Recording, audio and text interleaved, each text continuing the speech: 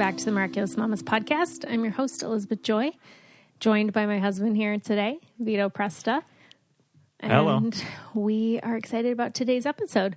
If you didn't listen to last week's, it was awesome. I had Sophia Pavia on, and she talked about how to advocate for yourself in pregnancy or trying to conceive, finding the right doctors, the right questions to ask, and make sure that you're getting the support that you want. Instead of just being told, like, hey, I'm ready to start trying. And they're like, great, come back in a year if you're not pregnant. So she gives a lot of great information. I love following her and just really enjoyed chatting with her. So make sure you go back and listen to that. Today, we are going to answer some listener questions and then just share some stuff that's been going on in our lives. Sounds good. What a awesome name to have. I know. She's like, you can remember it because it rhymes. Sophia Pavia. I know. What rhymes with Presta? The Besta. You're not going to name your kid the Besta. That's true. Oh, a name. Yeah, like what could we name any future kids that would rhyme with Presta? Preferably a boy name because we have hundreds of girl names picked out if we ever have more girls. The name that keeps popping in my head is Cresta, but that's not a name. Cresta Presta. Right. At your service. We could give it a shot. Try it out. Yeah. Thanks for coming on, babe. I always love it when you're here. I love it when you have me. I appreciate it. Do you? I do. Oh, and I say it every time, but I do feel honored when I'm on your podcast. It's a legit show, and I feel I get nervous. Stop it. I do. You're cute, boo. So we have some questions for both of us that we're going to go through, and it's going to be fun. So some people ask, like, how do you calm Jovi? Like, for moms that need a little bit of time for themselves, and they're worried that, like, their partner's not going to be able to calm their baby down. Yeah. If they know how to, please let me know, because I can't calm her. So distracting her, removing ourselves from the situation, or not even the situation, but just getting you out of sight, out of mind. Yeah. Is you can key. calm her if I'm not around. Right. If it's just me and her, it's no problem. But as soon as like she hears a noise that she thinks is you, like coming home or something, right, becomes a problem. As soon as she like accidentally says "mama," then she's like, "Wait, where is mama?" You know. Mm-hmm. So removing you from the equation is very easy. It makes it a lot easier, and then also keeping in mind the key things that really she likes or that distracts her, like a certain book or a song, or maybe going outside. She loves playing outside. Yeah. So taking mental note of like, hey, she's having the most fun during this time. Mm-hmm. Pull this card when mom needs to go, for a walk or whatever. Right. And I think that something that you have to tell yourself, because sometimes it's hard trusting anybody else, like with your baby, when they've just been relying on you for life. And I remember like the first time that Vito went in at night to calm her down. And at first she was mad. She's like, wait a second, you're not mom, but then you calmed her. And so she got a little mad at first and then she was fine. And just reminding yourself that like your partner is a competent adult who can handle a baby and they're going to figure it out. And I think that that's important too. Like knowing that everyone's going to be okay. It's going to be okay. It's okay to take a little break for yourself. Yeah. And I think, too, it's important for the partner to know that, like, for example, if I walk in at night when she's crying and it's pitch black, she'll, like, smell me or she'll just feel my hands are different. She'll throw herself into like, deeper into the crib. And it's very disheartening. And it's very much like... then I'll pick her up and I will try to console her and she'll push and scream even harder. But as soon as I can get her like in a good position that I know she likes with me, which she doesn't like with you. It's different. It's different. So I don't try the same things as you. I don't try to be you. But it's important for the partner to know that like, hey, don't give up right away. Right. Find a way that works for you and then But there are some times where she's just like, no, I need mom. And then, but it'll be a good 10 minutes or so of like violent screaming before I give up. Right. And I appreciate that about you, is that you try. You don't just walk in and she's like, wah, and you're like, I can't do it, you go. Right. Like as soon as she Like, were to you throw, actually the try. first time she threw herself into the bed, I was like, oh, this sucks. I was like, she doesn't even want me. You do it. But, you know, you need your rest. So I kind of gave it an extra push, and she like sits on my lap weird, but it's just what she likes to do with me. Right.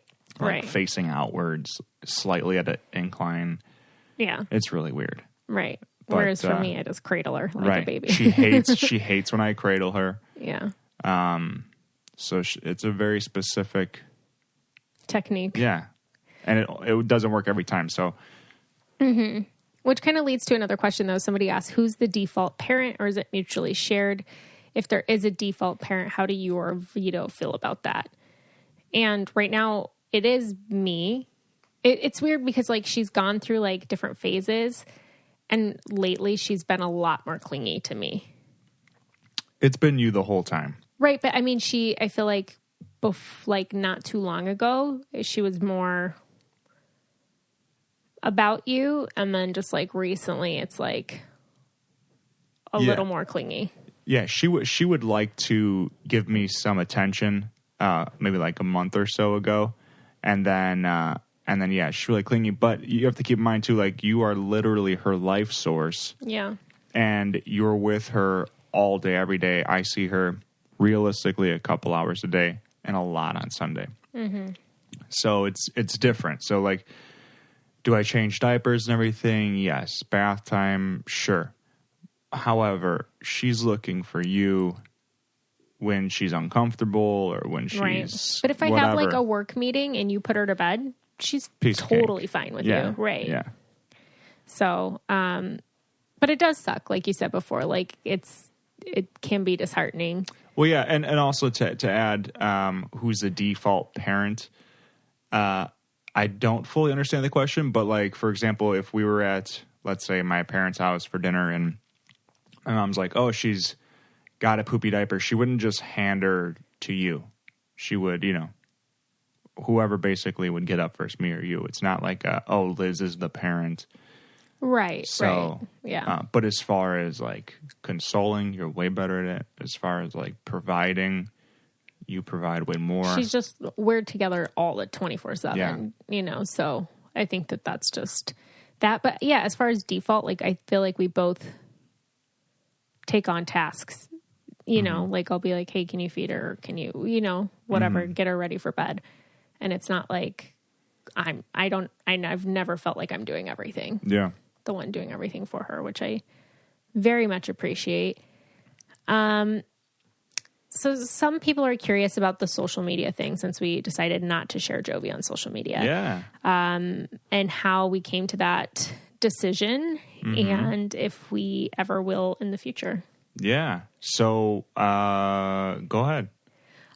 For me, I guess like one thing that I found super interesting, because I'm really passionate about like sex trafficking and things like that. And just like reading on different people who speak out about it, and basically saying that if you have a public profile and there's a picture of your child on there, they've already been looked at by a predator. And that terrifies me. Yeah. And also the fact that if the baby's on there alone or anything like that, they can change any photo and use it as they want. So they can take your baby's face and do whatever they want with it. And that makes me very uncomfortable. Yeah. Yeah. So I think initially the way we came to the decision was I made the decision. You had questions, but ultimately...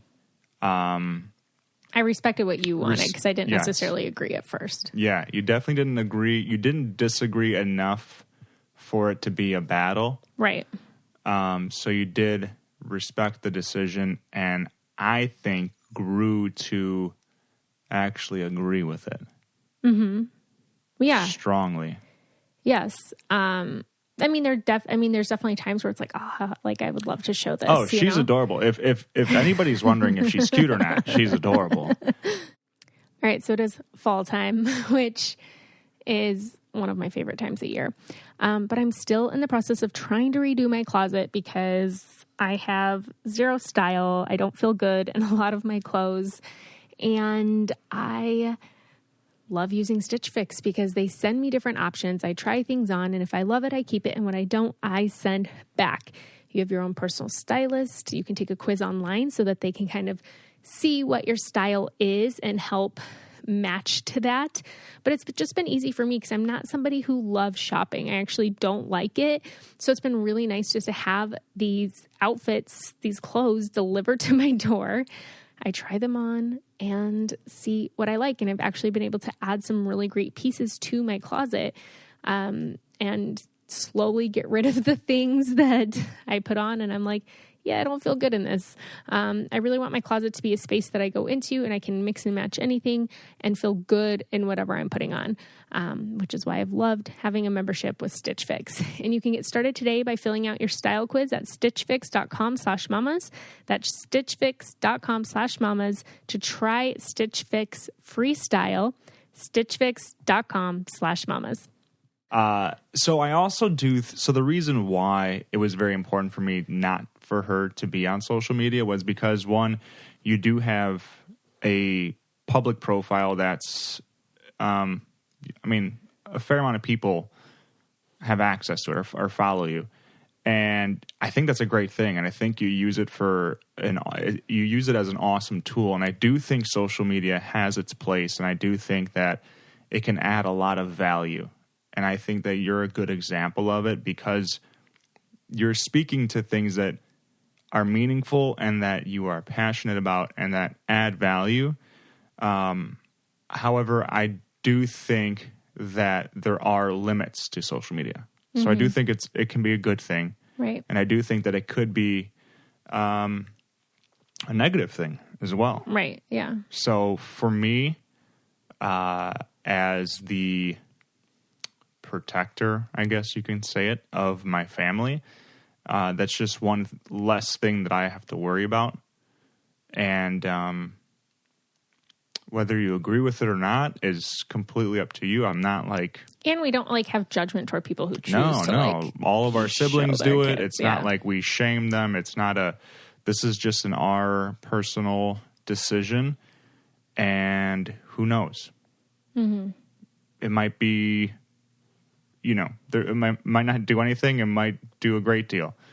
But it's just, it's when you're, I tell most people listening, I'm sure, our parents, you just kind of try to do what's best or what you think is best. And then that's it. Move forward. Yeah. Mm-hmm. So someone was wondering if you feel more comfortable with the baby-led weaning now, because I think we talked before about how we got in fights over it. Oh, man. And do you feel more comfortable with it now to do it with the next kid that we have? No. Really? No, you seem like you've warmed up to it so much. No, absolutely not. Good. What do you call it? When I've waved my white flag, I've surrendered to the fact that it's just going to happen. What I have come to understand is the benefits of it. Mm-hmm. That she's a great eater. She feeds herself and it's great the way she's, developing. And also I learned that even just the way her jaw is developing or the way her teeth are coming in, it's all can be altered by what kind of foods and what state they're in, whether they're mush or solids, is different. So, but as far as comfortable, I am extremely uncomfortable.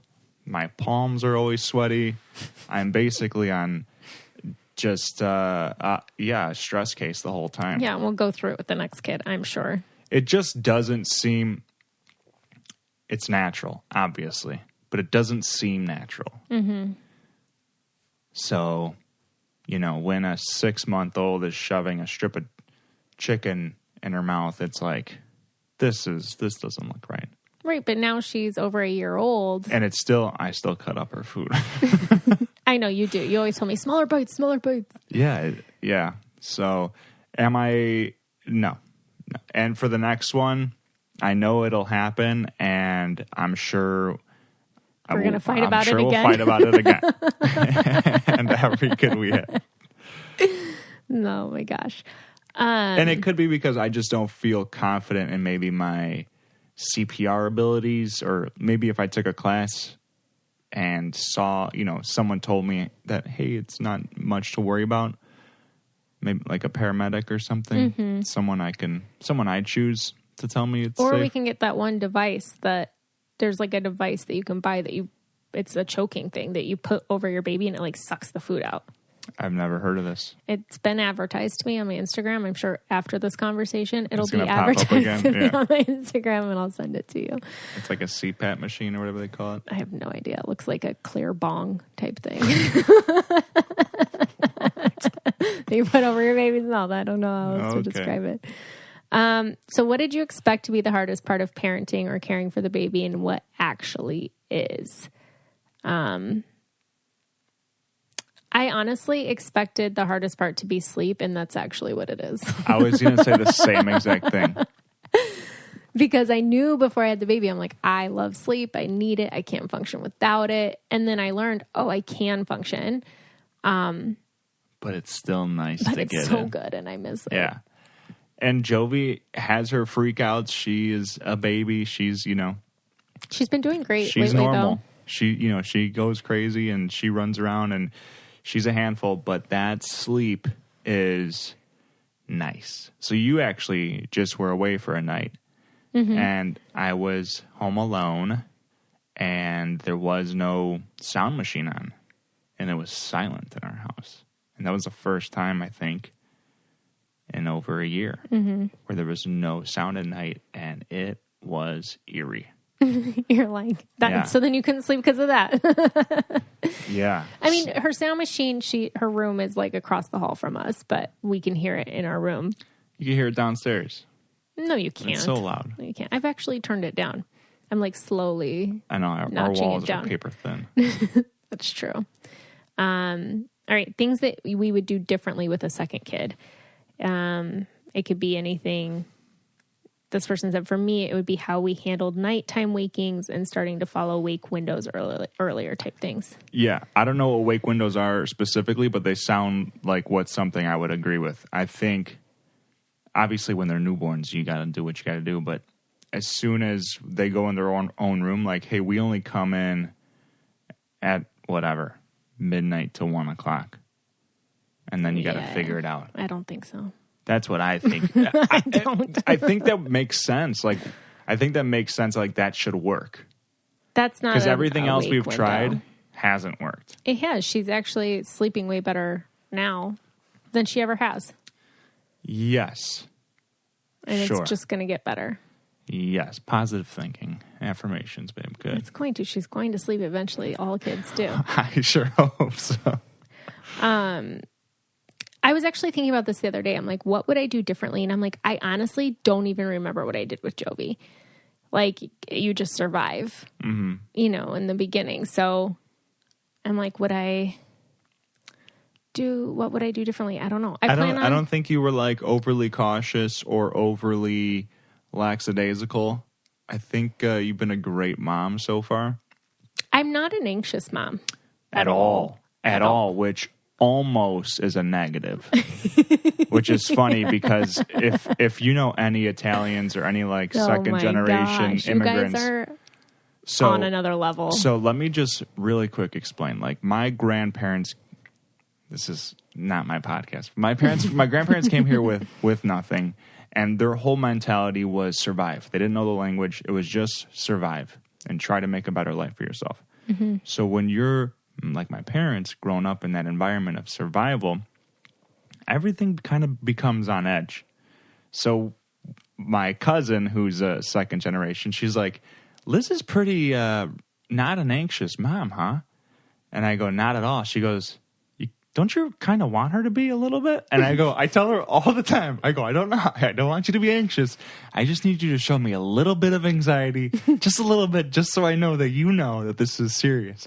Because you're so, like, just relaxed. It's so natural to you, I think, and it's so, like, you're very intuitive. You use your instincts. Yeah.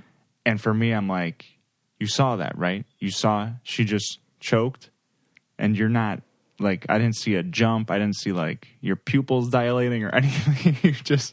I need a little bit of anxiety, just a little bit. Yeah. I'm surprising. I feel like I had really bad intrusive thoughts and like anxiousness the first few months, which I'm nervous about having another kid with. But after that, like now that she's walking around, she's like running around. It's just like, it's going to happen. At some point, she's going to, hit her head. At some point, she's going to whatever. It doesn't mean that I'm not like there, to try to catch her or try to help her. Like, of course I am. But all kids get hurt. Every single one of your nieces and nephews have ended up in the emergency room. Yeah, I'm not worried about her getting hurt.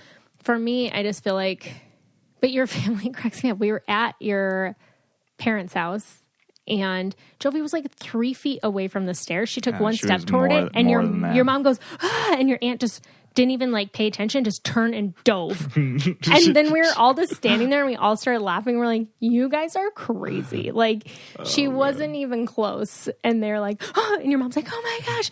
And Fina just like dove and like didn't even think. Her back was to the stairs. So she threw her chair and dove towards the stairs. Oh and gosh. I was like, what are you guys we're like jumping standing there, and we're like, she's fine. We're standing, yeah. Like it cracks me up. They laugh about it, though. They're not like, let's not paint the picture that my family is very high strung. No, right. We have a great time, and we laugh at how ridiculous we are. For sure. But yeah, I don't know. I don't remember what I did with the first one. So for the second, because I've been trying to think, I'm like, do I... Well, what do you think you would try differently? Like, would you... I might try not nursing to sleep. And that's the one thing that I've been thinking. Because like if you follow the wake windows, they're supposed to like sleep, eat, play. And not supposed to. I don't like using that word. Every baby's different. But if you're following that thing, and if you want to do it that way, they eat when they wake up, and then they play, and then they go to sleep. Mm-hmm. But I don't know. We'll see. It's just really easy to pop them on the boob and put them to bed. I think as soon as she starts, as soon as the next baby, let's say, they start learning more, I feel like we should feed them more. Yeah. Because ever since we've been feeding Jovi like a lot more, I feel like she's been sleeping better. Well, because she was waking in the night because she actually was hungry. It wasn't like soothing. But so now Vito she's become used to just waking up. But Vito would go in with the bottle and she'd chug it. So we're like, okay, we're trying to get more of her calories during the day, and she's actually sleeping longer stretches at night. So that might be a thing. And not that she was very well nourished. She's in the 75th for weight and the 95th for height. So she's not like this girl running out. Burns calories. Well, she's literally running around now. She runs. Yes. It's insane. She's a wild one. All right, so if you've been listening to the show for a while, you know that I am obsessed with Best Fiends. I absolutely love doing puzzles. I love games, and it's a way for me just to kind of take my mind off things, engage my brain, not just be talking to a 1-year-old, and to be able to have some fun and create and solve these puzzles. You actually play through a storyline, and there's good guys, not so good guys, and you get to grow these different characters and unpack different levels. There's like always these side adventures, kind of like these side levels that you can do for like the different characters that you have, the different fiends, or you can like stay on the path to keep going. And they never run out of levels. They have so many that they continue to add on. And there's always a fresh challenge waiting for me whenever I need a little mental pick-me-up. So right now, download Best Fiends free today on the App Store or Google Play. That's friends without the R, Best Fiends. What have you both enjoyed about seeing your spouse as a parent, and what has been the most challenging part? And how do you maintain a life outside of being a mom? So I feel like what I've enjoyed seeing you is like, I feel like just like you're so willing to adapt and learn and grow. It's like before you have kids, you can think things are going to be one way, but then you have a kid and you're like, oh, you know, and you're like, okay, we're going to like figure this out. You're never like super set in a certain way. And you're for a male, you're very nurturing. You're so nurturing to Jovi and like loving. And it's just so awesome to see how much you like nurture and love on her. Like we've even talked before, like what would happen if I died or whatever, you know? And like I don't know, you have that energy about you of just care. Yeah. Well, I actually changed my opinion. I think before the first time I was on, I don't know, but I had said that I would remarry because I would need someone to take care of me. Yeah. and our kids. And then the other day, I forgot where we were, but I just saw you were interacting with Jovi, and I saw like how much you loved her through the interaction. And I was like, man, I don't know if I could, like, if you died right now. I don't know. But I think my most favorite part of watching you become a parent has just been, I mean, you've always had a massive capacity to love, but I think it's awesome just watching you raise a human. And I think the hard part, I think that was the challenging part is sharing you. Because how real we getting here? Yeah, because I like you, and it's hard when there's a baby on you. Well, one thing that I've heard a lot of people say, which I don't feel like I've really gotten, is like that they get touched out, like from having a baby on them all day long. They're like, I'm just touched out, and I don't ever feel that way from you. Like, I still want to be close to you. I want to be held by you. I want to, do other things with you. So I don't feel like I've gotten touched out, but we don't have as many, like, time slots of just us time. Yeah, definitely not. And maybe when we have more kids, it'll be different because then there's going to be 2 or 3 or 9 kids. Be like, talk amongst yourselves. Yeah, touching you. So maybe then you'll get touched out. But yeah. So far, I mean, I think it's been a lot of fun. We've been laughing a lot, and I appreciate that. Yeah.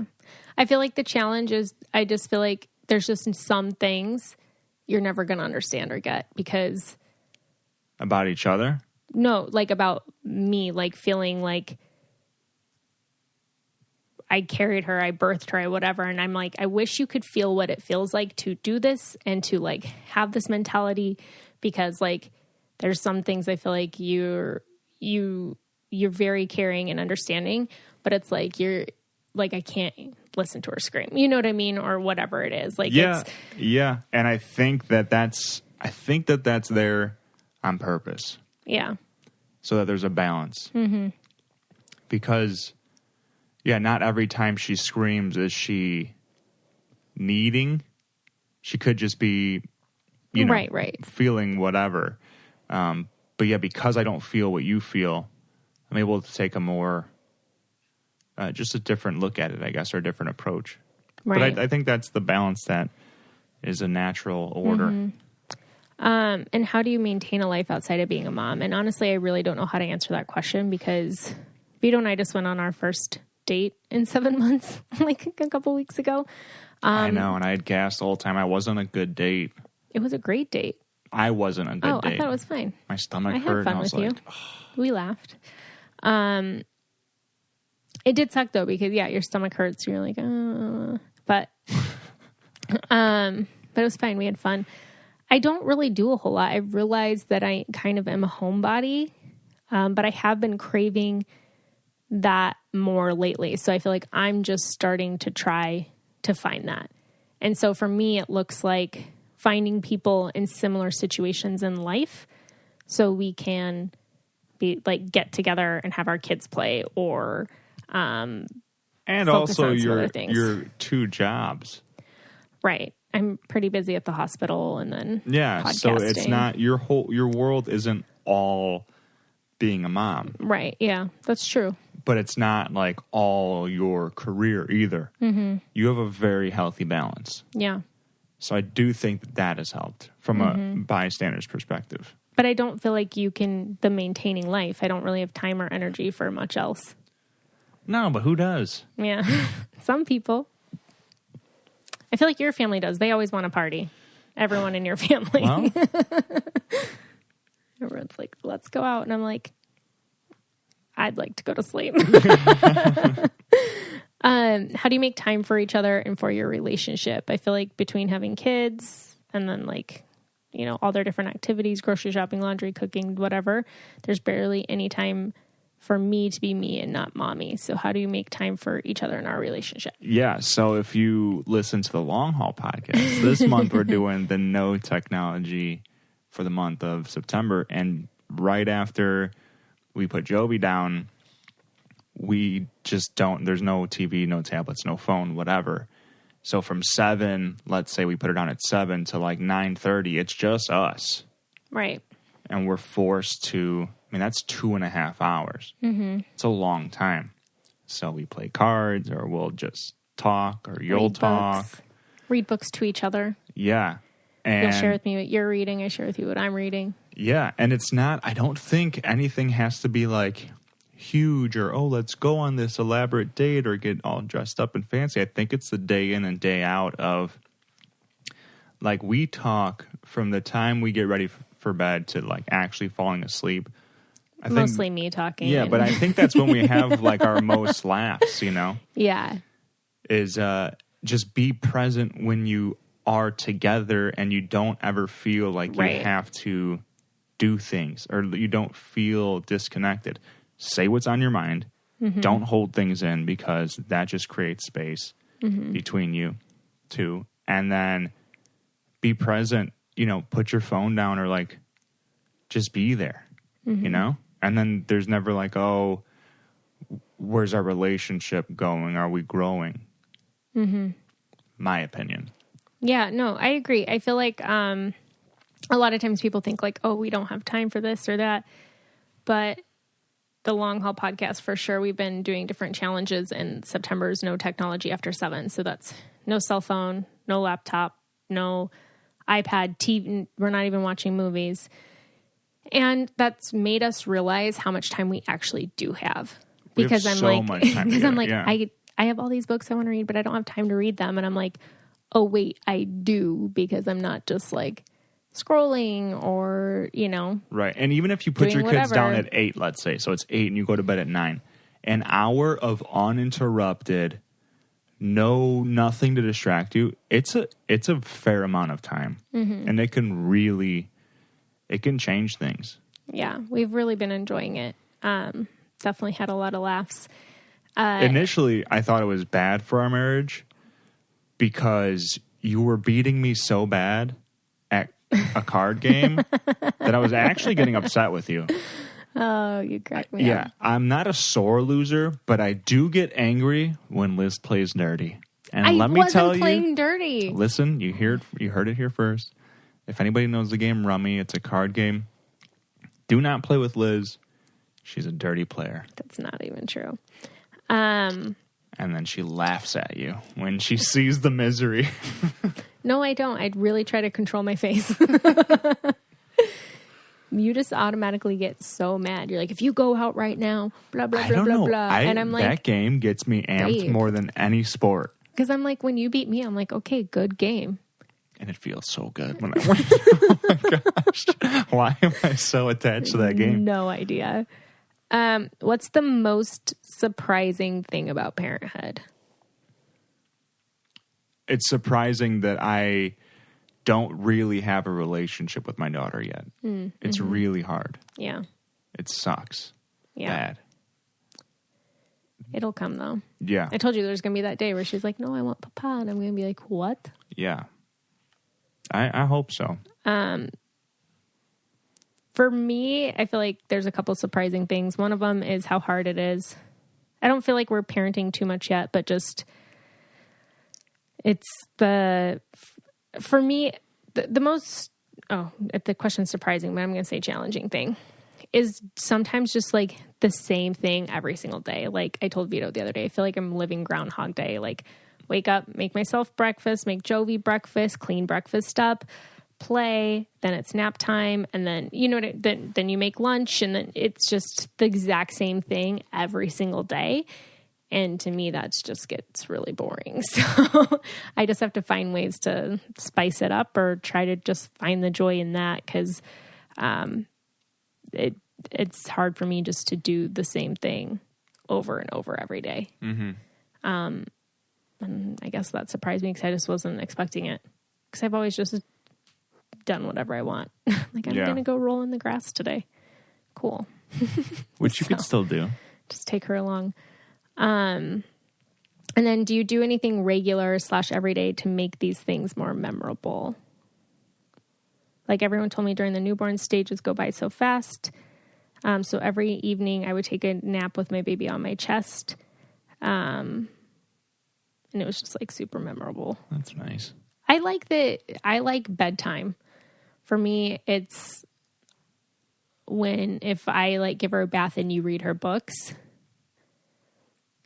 I like that most nights we do it together. Mm-hmm. For me, that's memorable. I love watching you read her books. She just loves books. Mm-hmm. And she gets so into it, and it's just the cutest thing. Yeah. I feel like I'm in a blur. I don't remember much. And we saw a newborn baby or like a whatever month-old baby, and I was like, was Jovi that small? Which she was. And then, the iPhone will show you just random pictures from the past. Mm-hmm. And it's wild, man. Parenting is a trip. Yeah, it 1000% is. What would you go back and tell yourself at 36 weeks pregnant? Man. That birth is really hard. Why would you tell yourself that? That's horrible. Because it was way harder than I thought it was going to be. And I mean, I see people get birth all the time, but like being in it and actually feeling like my legs were being ripped off of my body, So would you just say, hey, birth is really hard? Or would you be like, hey, this is going to be really hard, but you got this? Yeah, I would definitely say that. You'd be encouraging to yourself, I think right? at 36 weeks pregnant, I would tell myself to kind of plan for postpartum a little bit more. Have some more freezer meals. Maybe it's hard to ask for support. Like literally Jovi was born during the pandemic and we didn't let anyone see her. So it was hard to get extra support. I mean, mm-hmm. You were awesome. But like having somebody who's like cooking and whatever, just so many other cultures have like cooler postpartum things than we do. Like you can't leave the room for 2 weeks because you're just being nurtured and taken care of. And I feel like you just like expect there's like this expectation, like you just had a baby and now you're a mom and now you're just go, go, go mm-hmm. type thing. You still have a house, you still have all these other things. And it's like, you actually really need to like, just enjoy that time. Mm-hmm. And it's okay if laundry piles up or you can ask for help. And if somebody comes over and they're like, oh, I want to come hold the baby, be like, actually, can you come fold laundry? And then you can hold the baby mm-hmm. while I take a little nap. I think just being prepared for postpartum, have freezer meals, have just plans of other things, other tasks that maybe you can outsource or people can do for you so that you can just really relax and really soak in that time, because it is kind of a blur. You become a complete zombie. So if you don't have to worry about other things, I think it helps out a lot. Yeah, I don't know what I would tell myself when I was 36 weeks pregnant. You're cute, babe. Babe, that was such a bad laugh. I was laughing, That though. was such a bad laugh. How has giving birth changed you as a doula? I think it's just given me more empathy. I feel like I've always been a pretty good doula, but I think that it's just really shown me like there's just no one way to birth. And I never thought that there was before. But But everybody's experience is so different, and birth is not linear. And the pain that one person feels is not the pain that somebody else feels. Everybody's experience is so, so different. And so I feel like I always go in, and there's people who make it look so easy. And even then, like, it's hard. Even though you make it look easy, it's hard. So going in just with like more empathy, and then I feel like just assessing the situation like a little bit differently. How much weight would you give to attitude during birth? Huge. But I feel like your attitude is very much affected by the people around you. Mm-hmm. So if you're not having supportive staff, if you immediately go in and you have like a nurse that's not friendly, or a doctor who's like, you're only 2 centimeters, instead of being like, okay, you're 2 centimeters, let's see how this goes. You know what I mean? Like the way people speak to you and treat you. And you can go in and have a nurse that's amazing, and you're like, oh, I'm pumped for this birth, and who's like so helpful and awesome. And, you know, a provider who's like, hey, you're 2 centimeters, great progression. Let's see how, you know what I mean? Like that changes your mentality so much, the way that you're spoken to and treated, and that affects your attitude. So choosing your birth team is so important. Yeah. So what about, and all that's great. How about before you even get to the wherever you're birthing, like your attitude coming into another birth for you? Like, what's your approach mentally? Knowing what you know, knowing how painful it is. So like the next time I give birth. Right. Like mentally preparing. Right. I think for me, it's like if you come in with a lot of fear, right, it's going to be a lot harder. I mean, it was really hard the first time, but I actually am really excited to give birth again. Yeah. Because I know more of what to expect. And one thing that I've heard from a lot of people who have multiple kids is that the first one, they kind of suffered through it. And the second one, they surrendered through it. You kind of have the first one, you're like, man, I was suffering. And then I learned how to surrender, and just like that difference in that pain, and allowing your body to do what it needs to do. So I'm excited to try that, you know, and I think just for me, mentally preparing is going to be huge, and just kind of doing some visualizations and meditations and telling myself that I am strong and I can do it. And all of that will be really important, preparing myself. Yeah. I think I'll be really excited to give birth again. So, yeah. So last question. I would love for you both to share about the breastfeeding journey and how Vito feels when you have to drop everything and like nurse on the kitchen floor. And how something does at the times, what you do at the times when I'm like at a birth and I'm gone. I've so rarely left my 10-month-old for more than a couple hours because of pumping didn't work well for me. Is he able to easily put Jovi down and stuff? Which you are. Yeah, I mean, we got a mold of your breast so that I could put on my, like in Meet the Parents. You ever see that movie? Yeah, I did. Yeah. No, I did. I don't care when you breastfeed. I actually encourage it.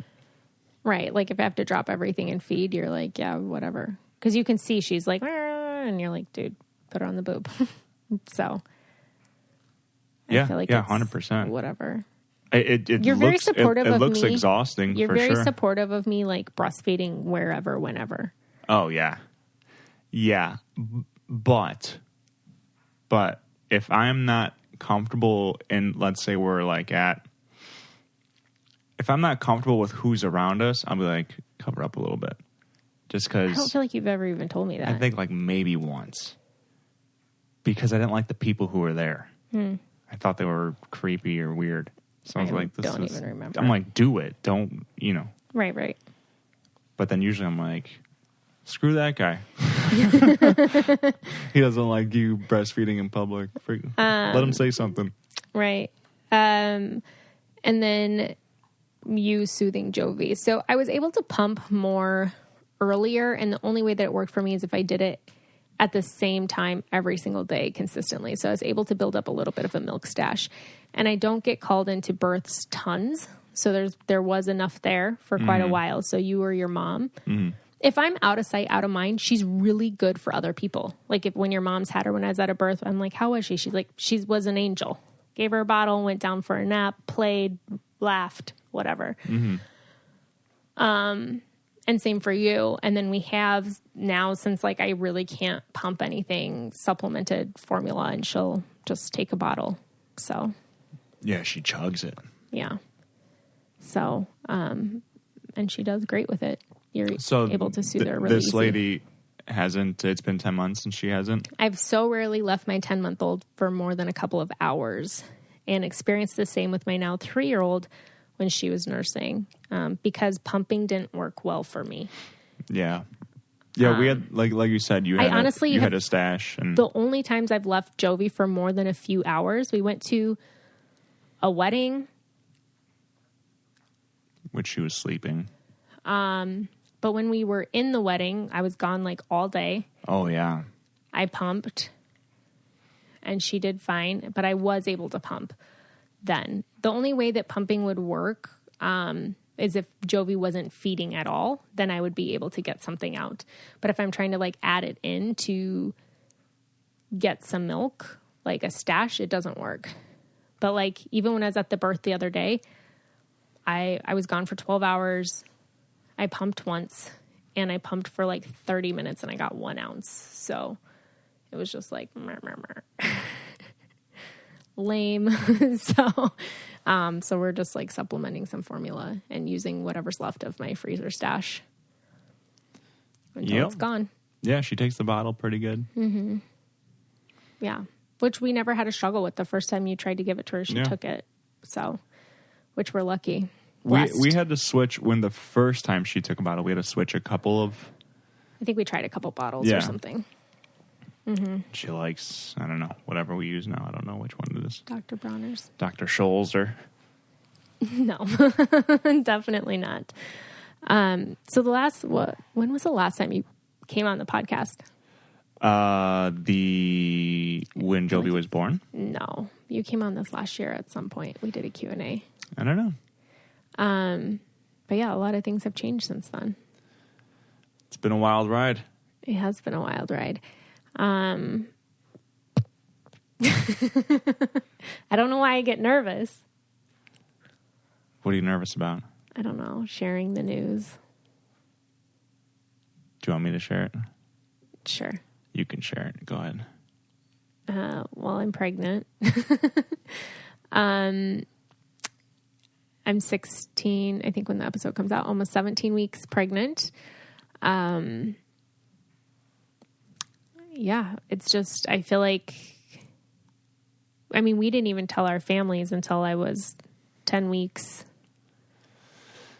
I feel like this pregnancy's been a lot different than before. You don't sound excited at all. I am excited. I was texting you today about how the baby can like start to see light through the womb and stuff like that. I am excited. I'm a lot of times I don't feel anything though. And that's hard. I don't, why is it hard? Because I feel like I should be more excited, or I should be like, I just remember when I was pregnant with Jovi, like tracking every single thing. Mm-hmm. And now I'm like, oh wait, I'm pregnant. Like, mm-hmm. Well, life's a lot different now. Yeah, for sure. I just don't feel any. We had nothing else going on when Jovi was, with the first. Right. I just don't feel like a connection, or anything yet. So I'm excited for the baby to start moving, because I feel like that'll make it more real for me. Mm-hmm. As if feeling super sick for like 2 months wasn't real for me. Mm-hmm. I did not feel well at the beginning of this pregnancy. And I think just with like the loss before, I honestly didn't think I'd get pregnant again right away. Mm-hmm. And, like, I feel like my body never like got back to normal after that. And so it just like, I wasn't even expecting to be pregnant. And I randomly decided to take a pregnancy test because I was like, I don't even know when I'm supposed to get my period or anything. And then it was positive. And I was like, oh, here we go again. So I just feel like that was like hard to navigate through, you know? What? I'm confused. Just like, I feel like just going from being pregnant to not being pregnant and then being pregnant again right away. And like my body never really got back to normal, or I never, like my hormones were really crazy after the loss. They were kind of like all over the place. And I didn't even know if I ovulated. I was wearing the Ava bracelet because I like to track my lack of sleep on there. I'm like, oh, I only got 5 hours last night. And it said I had ovulated. And I'm like, this can't be right because I don't feel it. And normally I feel it. Mm-hmm. So I didn't feel like anything. Yeah. But I didn't honestly think I was pregnant. And it said I was supposed to get my period and I didn't. But I was like, well, I just had a miscarriage, so I don't know when it's supposed to happen. Yeah. And then I just never got one. So yeah. I took a test and it was positive, and I just feel like it just, from there, it was just like, I don't know, just kind of surreal, just kind of like going with the flow. And then I got really sick. And then, so I just feel like I didn't start feeling well until like 11 and a half weeks. And now I am excited. I am excited. It still doesn't feel real to me yet. Mm-hmm. Yeah. It's really interesting because like we've heard the heartbeat and seen an ultrasound. All the fun stuff. And when I think of you pregnant, I think of you when you were like really pregnant. Yeah, when you were big. And so now I associate the word pregnant to like big, you know? To me with a big old belly. Right. So I forget that you're pregnant sometimes. Right. Where were Plus, we? you only wear baggy clothes. That's not true. It's almost true. It's not true. Where were we when what? I don't remember. We were doing something one night and you like, I don't know if you asked me if I wanted a drink or something. And I was like, oh no, you were like, hey, you want to go sit in the sauna? And I was like, I'm pregnant. And you're like, oh my gosh, I totally forgot. Like, yeah. I'm like, babe, I can't go sit in the sauna. So, yeah. Yeah. And plus life is just super busy. So I'm right, sure this is chaotic. the way you're feeling is normal. And please write in and tell me what I'm feeling is normal. Yeah. It's definitely normal. And you're not like a bad I still like mom look to at my be or pregnancy whatever. updates like every week. You know, I'm like, I know you're excited. How big is the baby? I know you're excited because I live with you. Just the way you were describing it or talking about it, you're like, yeah, I'm pregnant and I'm 16, 17. I was like, geez, I know you're excited. I feel like that's how I get though whenever I share exciting news. That's such a bad normal thing we do as humans, or at least Americans. Yeah. Where it's like we don't like to celebrate, or like we're afraid to celebrate, or we feel like by celebrating we're like being rude to others, and it's just not true. And we should celebrate each other, and we should mourn with each other, and we should just be a community. Mm-hmm. But there's no need to downplay your excitement when something exciting does happen. Yeah. You know, because it's like, you've gone through losses, you know, and a lot of women do. Right. And it's really hard.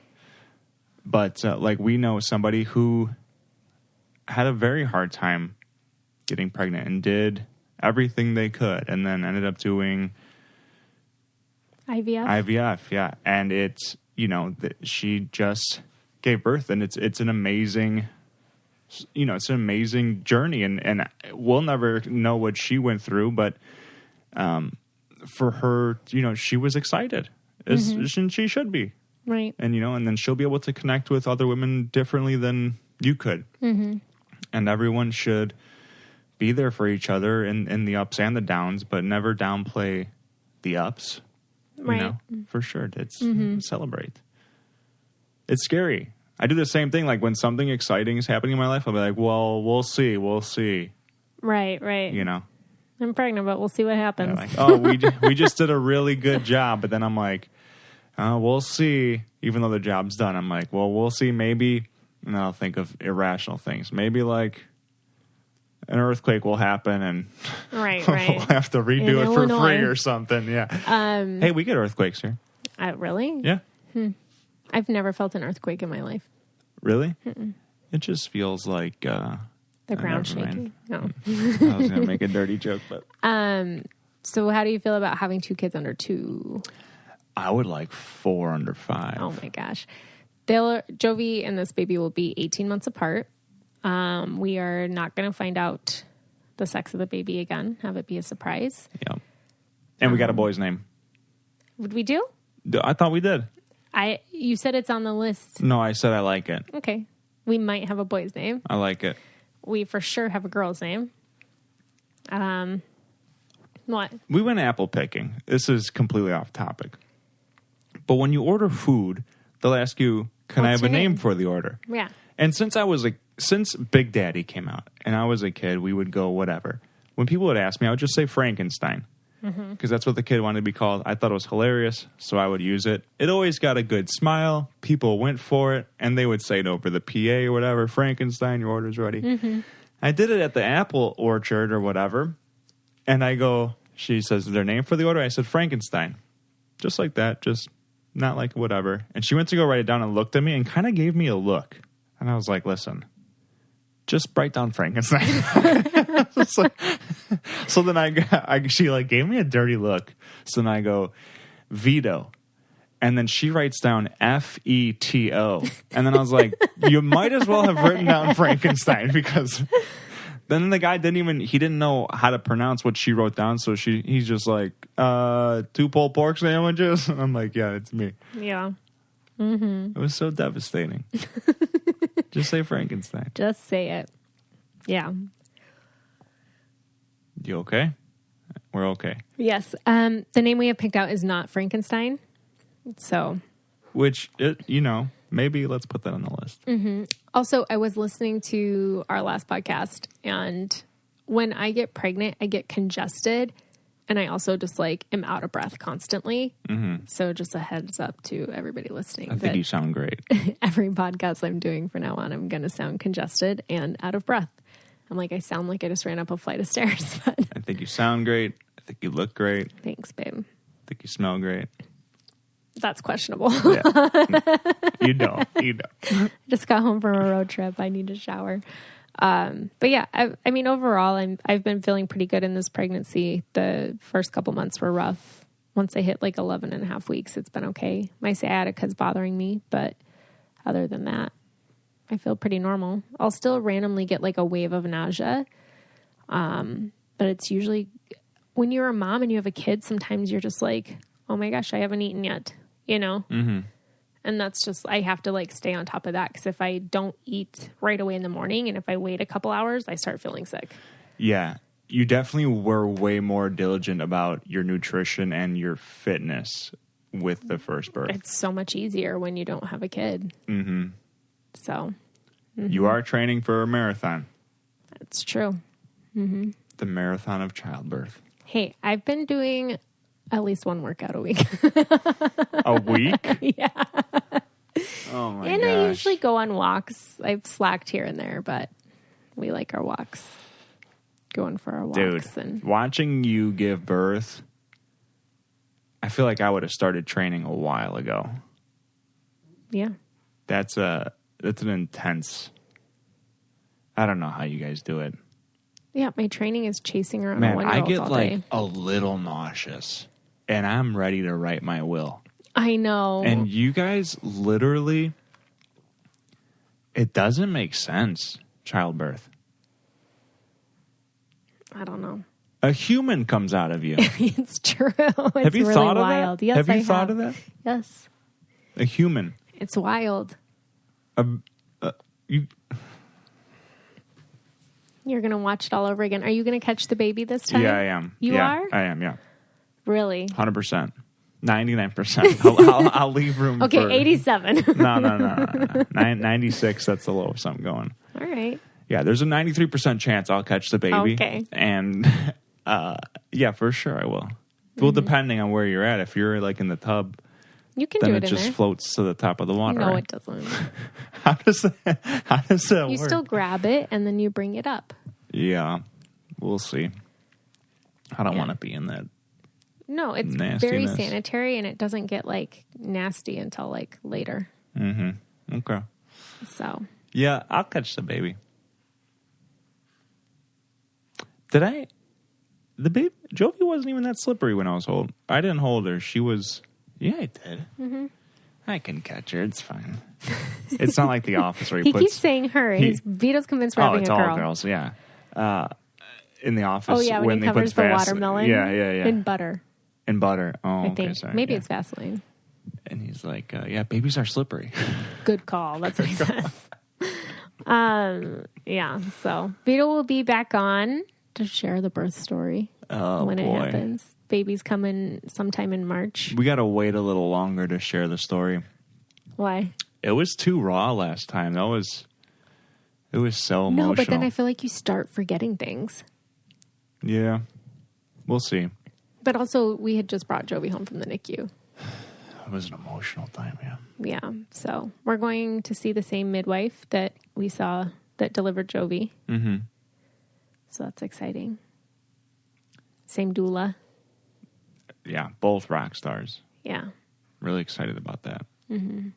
So, yeah. We'll just hoping this one hurts a little less for you.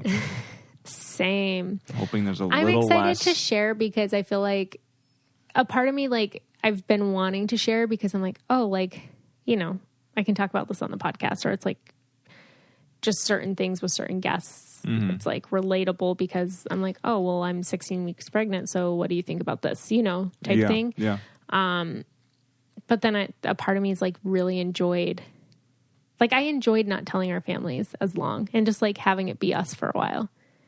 And like I've enjoyed like just having it be us for a while. Okay. So, yeah, but I'm excited. I'm excited to share. Yeah, I'm excited to see how everything turns out. Just pray for a healthy baby, healthy mama, and that everything is developing the way it needs to be and that it continues to go well. Mm-hmm. Just pray for healthy life. Yes, for sure. But we were excited to tell you guys and share with you and to have Vito on here and answer some questions and just, we're excited. We're about ready to be a family of 4, babe. Hey, when you go on maternity leave, can I take over your podcast and do the interviews? Yeah, why not? No. Why not? I would actually like that. I would love it. Would you? I love listening to your podcast. The questions would be way different, though, because I have no idea what I'm talking about. I don't either. You do. Some things. I caught myself today a couple times being like, well, studies show. And I was like, Vito would be like, see? So I'm always like, this study and research shows this and that. And Vito likes to make fun of me for that. So, yeah. Well, we're excited. Vito will be back on in, 5 months. 5-ish months. The baby's the size of an avocado. One of my pregnancy apps says the baby's 7 inches long, and then the other 3 say 4.5. 7 inches? Yeah. And the other 3 apps say 4.5 inches long. And I'm like, that's double. That's a really big difference. Are you sure about this? But they say like the next few weeks, there's like huge growth spurt because then we're only a few weeks away from the 20-week scan and the baby's I love those apps because they're all so different where one of them's like, your baby's the size of a cupcake. Your baby's the size of an avocado. Your baby's the size of a Post-it note. And you're like, a Post-it note? It's flat? Or like one of them says like your baby's the size of a leek. Like what's that? Like a white onion, the green onions. Yeah, what does that even mean? Right. It's like, what? Those things are tiny. It's like your baby's the size of a bendy straw. Right. Right. It makes no sense. And things are so different. Like one of them right now says your baby's the size of a dill pickle. And I'm like, but what size of a dill pickle? I'm like, oh man. Yeah. So it's fun though. Those are the same people who are writing fortune cookies. Right. For sure. Yes. You will have an artistic notion this next week. You're like, what does this even mean? Trust your instincts. Right. Awesome. Well, we'll keep you guys up to date. We do talk more in depth week to week on the long haul if you want to follow us over there. And I'll be posting some stuff on Instagram and then sharing with you guys here all about the pregnancy. So thanks for listening. Thanks for writing in. And I love you guys. And we'll talk to you next week. Bye. Bye. If you want to be the most interesting person at the cocktail party, well, hop on over and listen to the Brain Candy podcast. Our award-winning content will have you laughing while you're learning. We read all the best articles, books, and studies and keep up with new TV shows, documentaries, and pop culture. And then we cram it all into 2 shows a week. Conspiracy theories, cannibal rabbits, unsolved mysteries, the history of the Walkman. There's something for everyone. The Brain Candy podcast. Find our link in the show notes. Or simply search for the Brain Candy podcast on your podcast app.